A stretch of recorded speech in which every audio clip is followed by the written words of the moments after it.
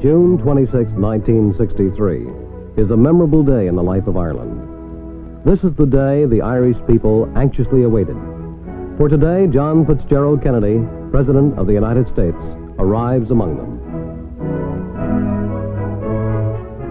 On his arrival at Dublin Airport, President Kennedy is greeted by American-born Eamon de Valera, the 80-year-old President of Ireland.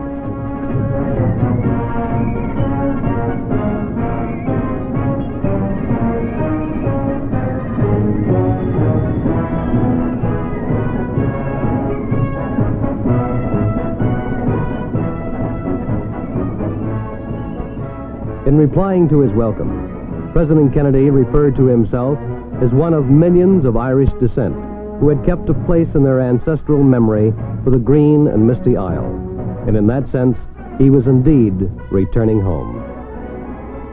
As President Kennedy inspects the honor guard, thousands crowd the surrounding buildings to get a glimpse at this dominant world leader, whose courage and zeal had rekindled hope in the hearts of free men.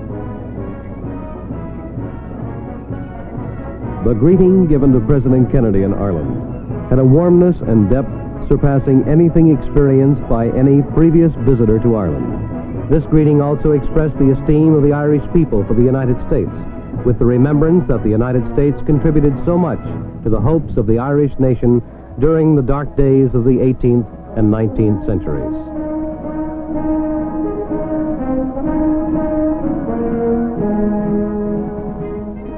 Leaving the airport, the motorcade made its way through O'Connell Street in the heart of Dublin. Thousands have lined the streets for hours to honor the first American president who has come to visit them.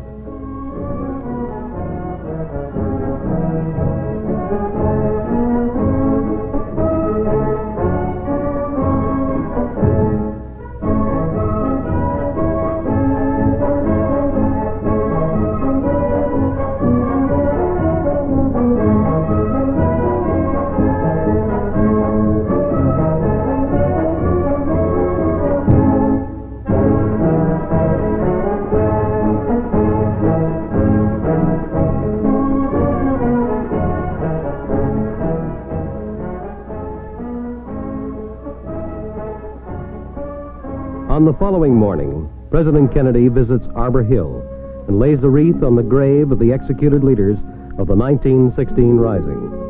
The president was so impressed by the soldierly bearing of the honor guard of young cadets that he later requested a film of their drill movements to be sent to him in Washington. The memorial service at Arbor Hill was, in the president's own words, the highlight of his visit to Ireland.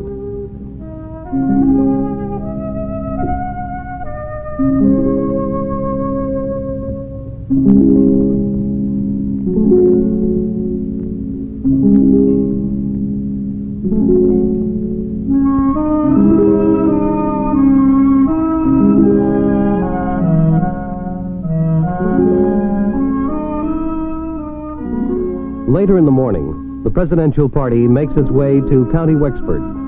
The first stop is Duncanstown, near New Ross, from which his great-grandfather, Patrick Kennedy, had immigrated to the United States 100 years earlier.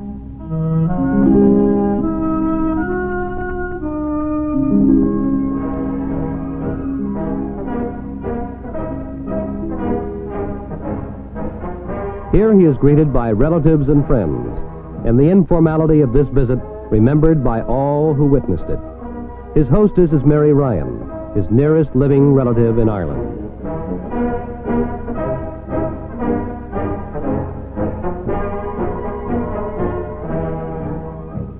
The man with the winning smile makes his way through the crowd and stops on the way to greet the school children who have waited for hours to see him.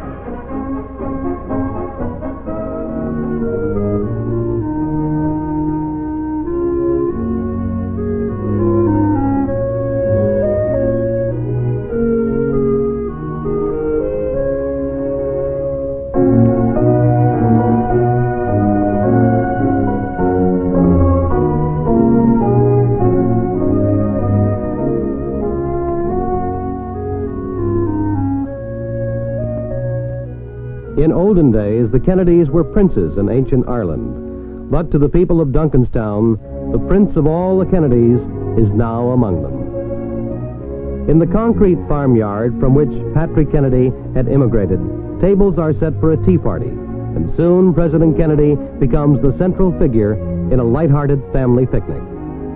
He drank several cups of tea and ate salmon sandwiches, joking with his cousin as to whether the salmon had been illegally poached from the Barrow River. He cut a ceremonial cake and handed slices around. He asked for neighbors and distant relatives and invited officials and security guards to join in eating the food. Then, proposing a toast, he said, "We will drink a cup of tea to all the Kennedys who have gone away and to all who have remained at home." His enthusiasm and obvious enjoyment became so infectious that an official occasion became a happy family reunion, and security measures and the demands of the official program went by the board. And so John Fitzgerald Kennedy had visited the home of his ancestors.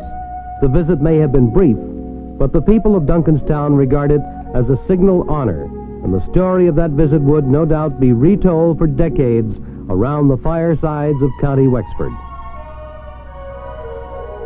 As a remembrance of his visit, he plants special trees and pats the heads of local children lined up outside the farmyard.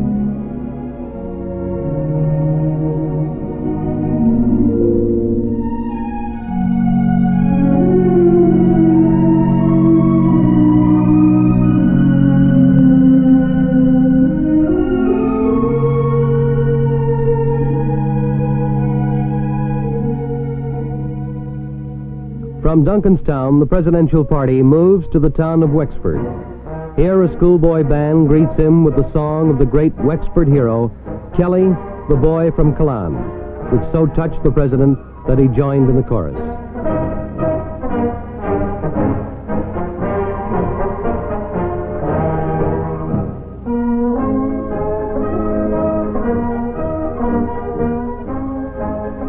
On the docks of Wexford stands the 10-foot-high statue of John Barry, father of the American Navy and commander in the first naval battle of the American Revolution. He was also the first man to receive a commission in the United States Navy.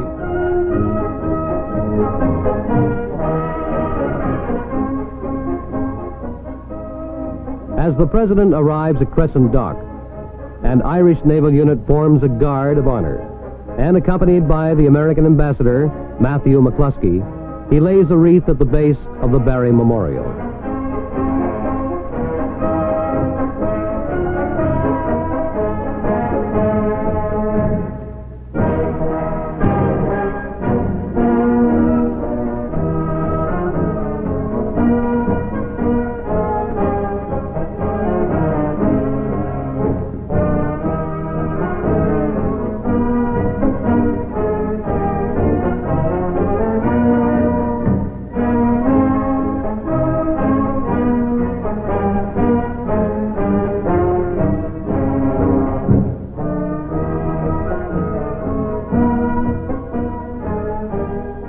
There is the usual parade through the narrow streets of ancient Wexford.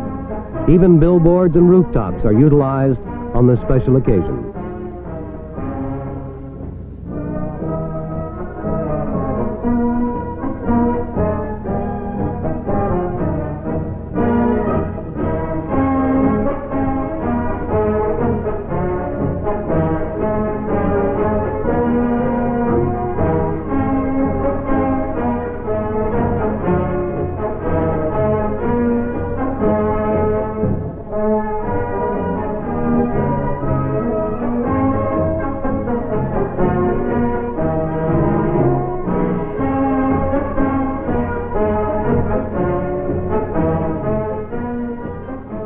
My country welcomed so many sons and daughters of so many countries, Irish and Scandinavian and German, Italian, and all the rest, and gave them a fair chance and a fair opportunity.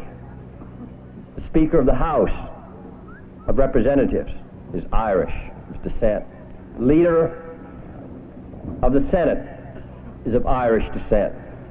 And what is true of the Irish has been true of dozens of other people.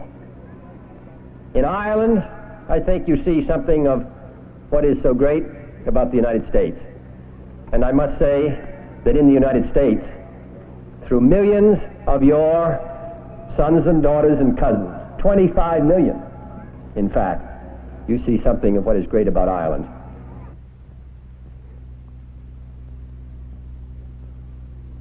The next stop is New Ross, a port town at the mouth of the Barrow River. It was from here that Patrick Kennedy had sailed for the New World 100 years before. In New Ross, he receives a tumultuous welcome. The man whose fame circles the earth is coming to honor them.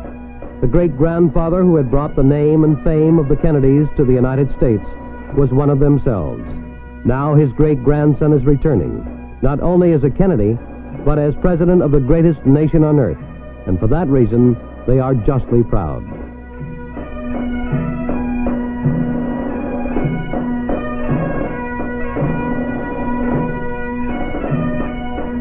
On a platform along the Barrow River, the president accepts the gifts of the townspeople for Mrs. Kennedy.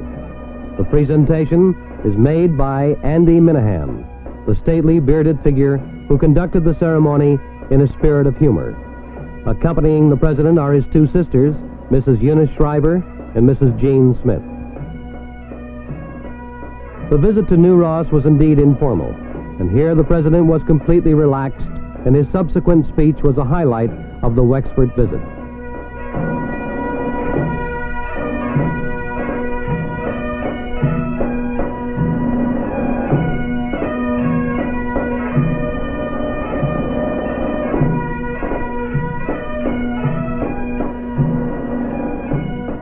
When my great-grandfather left here to become a cooper in East Boston, he carried nothing with him except two things: a strong religious faith and a strong desire for liberty.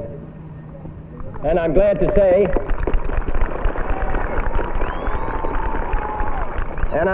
say that all of his great-grandchildren have valued that inheritance. Yeah. If he hadn't left, I'd be working over at the Albatross Company.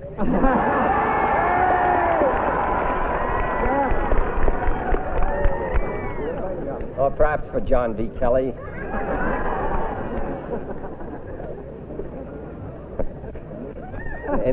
In any case, we are happy to be back here. About 50 years ago, an Irishman from New Ross traveled down to Washington with his family, and in order to tell his neighbors how well he was doing, he had his picture taken in front of the White House and said, "This is our summer home. Come and see us." Well, it's our home also in the winter, and I hope you will come and see us. Thank you.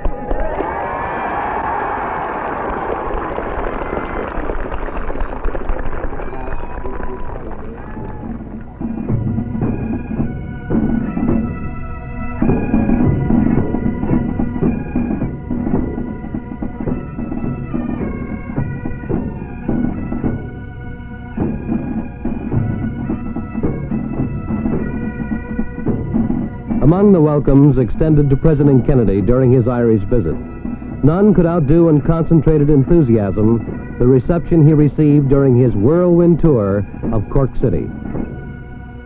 As the motorcade swings through the city, the crowds press forward, the men cheer, and the women of Cork shower his car with rose petals.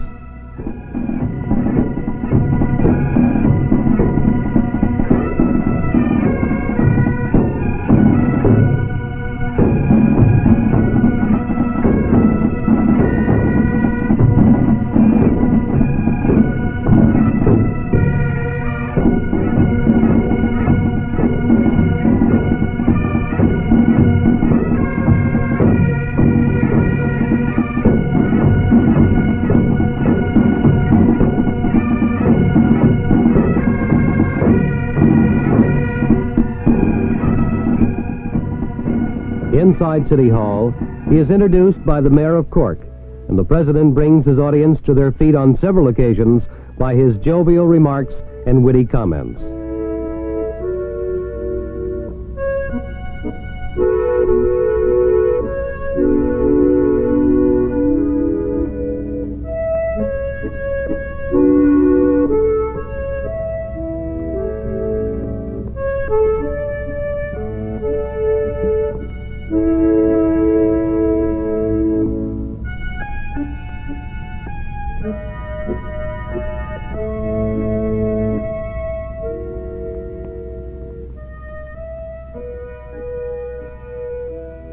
Outside City Hall, the enthusiasm of the crowd is beyond restraint, and even the security guards have difficulty clearing a path for the president. When the president observed an Irish policeman using a little force on an over-enthusiastic admirer, he was heard to say, "Don't do that. That man is a good friend of mine." Finally, the motorcade gets underway. It was here that an ardent admirer held on to the president's hand too long as the car moved forward, and the president fell headlong into the back seat. But fortunately, he was none the worse of the experience.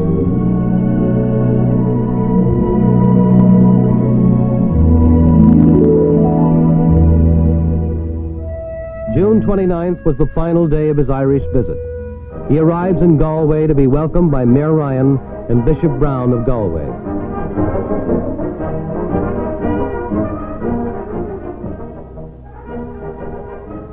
On hand to greet him was an American Legion unit made up of Irishmen who served in World War II and for whom the president had a special regard.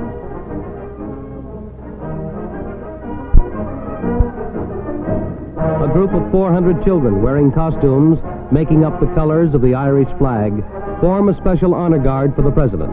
He chats and jokes with his youthful admirers.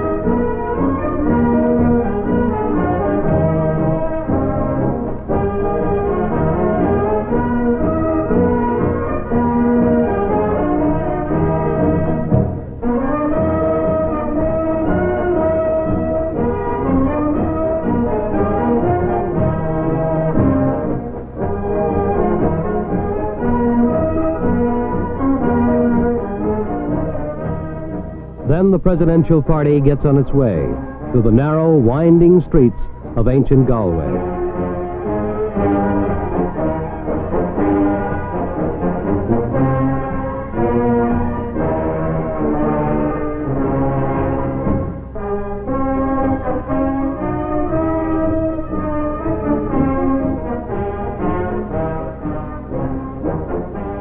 Arriving at City Hall, he poses for pictures with the members of the Galway City Council.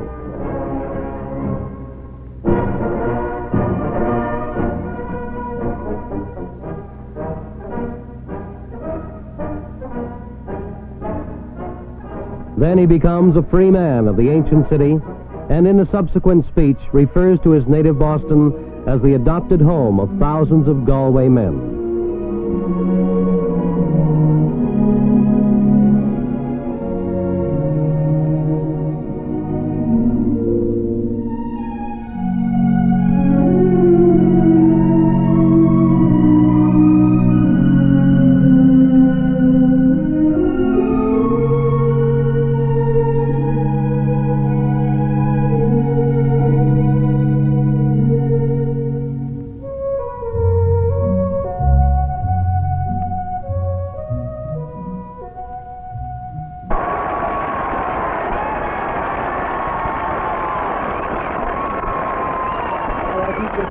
If the day was clear enough, and if you went down to the bay and you looked west, and your sight was good enough, you would see Boston, Massachusetts.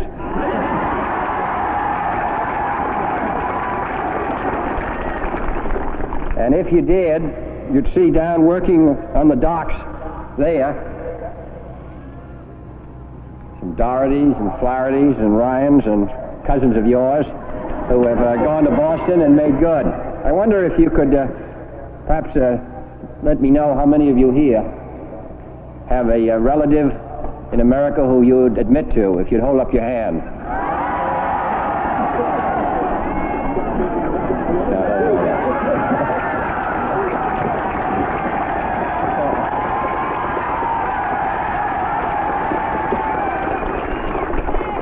You send us home covered with gifts, which we can barely carry, but most of all, you send us home with the warmest memories of you and of your country. So I must say that though other days may not be so bright as we look towards the future, that the brightest days will continue to be those in which we visited you here in Ireland. If you ever come,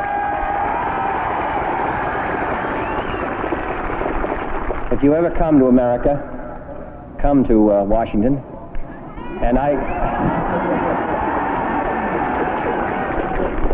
tell them, if they wonder who you are at the gate, that you come from Galway. The word will be out, and when you do, it'll be Keith Mille Fáilte, which means in Gaelic 100,000 welcomes.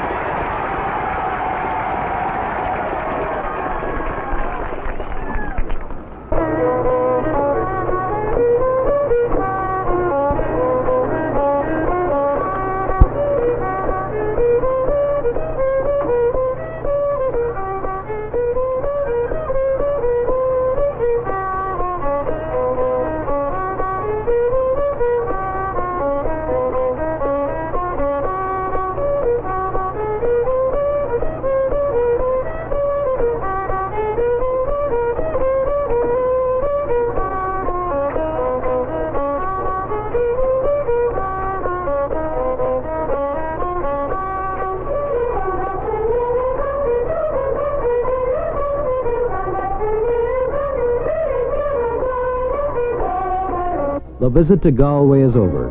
At Salt Hill, his helicopter is ready and waiting, and John Fitzgerald Kennedy leaves behind old friends with fresh memories.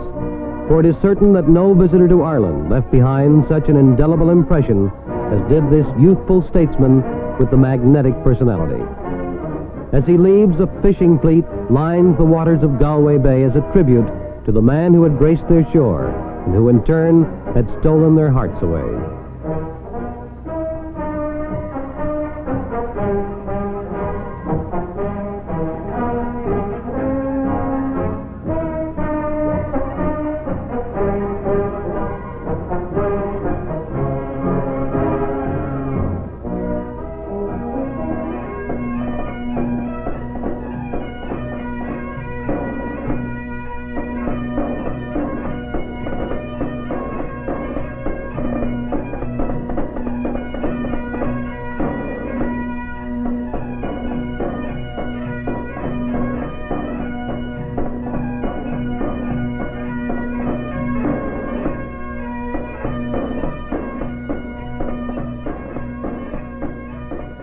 Mrs. Frances Cordell, the mayor, welcomes the president to Limerick, and her eloquent address was afterwards described by him as the best he had heard since he came to Europe. This Limerick visit was unscheduled until the day before, when the president first met the charming mayor. Although this visit was unexpected, thousands thronged Green Park Racecourse to see him. After all, John Fitzgerald Kennedy had ties with Limerick, because it was here his maternal ancestors were born. Limerick City, said the mayor, claims the Fitzgerald in you, and we too are proud of your mother Rose and her dynamic father, Honey Fitz. Indeed, all Ireland was proud of John Fitzgerald Kennedy, and perhaps Prime Minister Sean Lemass summed it up when he said, "We are proud of his Irish origin and the honor he has brought to our race."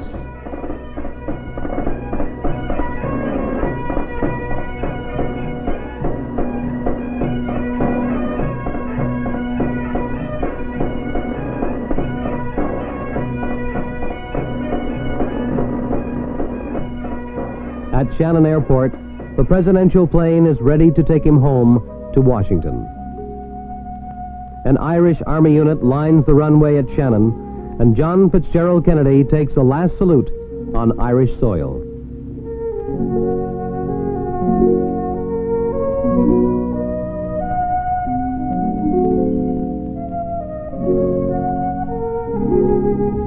In his farewell speech, he says, "This is not the land of my birth, but it is a land for which I hold the greatest affection.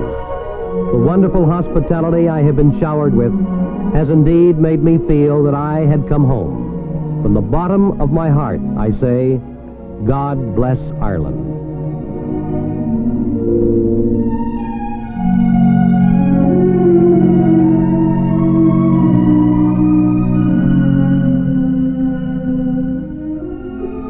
A group of Irish folk singers whom he had heard earlier have composed a special song in his honor.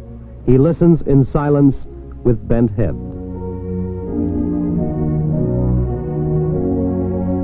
As he leaves, we recall the words of the Boston poet John Boyle O'Reilly and feel they express the sentiments of the Irish people. Thank God for one dear friend, with face still radiant, with the light of truth, whose love comes laden with the scent of youth. Then he went as he came, like a whisper in the dawn. But Ireland and her people were the richer for the visit of John Fitzgerald Kennedy.